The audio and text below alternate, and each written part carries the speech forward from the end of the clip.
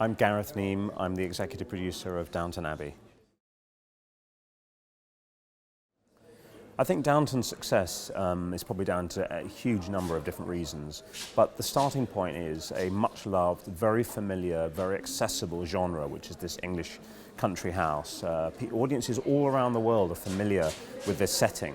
But what we've done is we've combined it with very, very modern storytelling, with these 20 or 25 characters, with these intertwined stories, mixing high drama with laugh-out-loud comedy, and obviously the romance is terribly important as well. We don't do a lot of sort of sexual love in Downton. It's much more about romantic love. It's about will they, won't they, and we have a number of these relationships, which mostly on television are considered to be very unfashionable, very unsexy. But in fact, we've proved, I think, to audiences around the world that they've got a real appetite for that kind of slow burn, will they, won't they, romantic stories. So relationships like Mary and Matthew, Anna and Bates, Branson and Sybil have been really crucial to the show's success.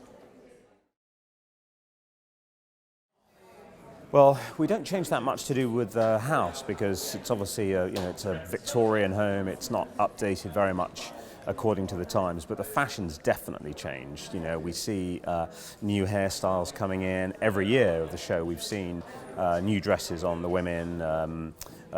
With the men, black tie coming in instead of white tie and tails. But the main thing is we see the difference in the women. Who all started with corsets, and the corsets now have gone in the mid-1920s. The dress has become more modern, and it's a great way to be able to ring the changes between the seasons as fashion changes every year.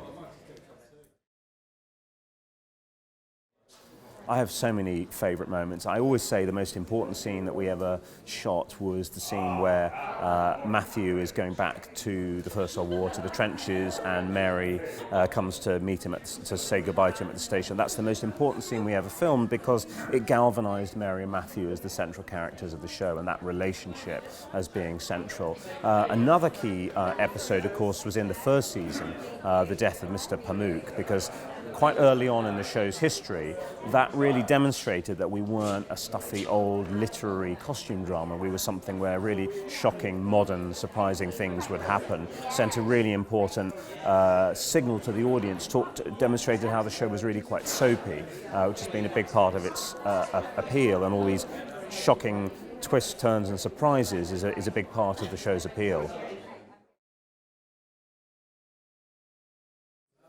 Well, I think the show's going to keep going for a few more years, but I doubt we'll ever get as far as the 50s or 60s. The actors would all be the wrong ages, so I don't think we're going to go that far.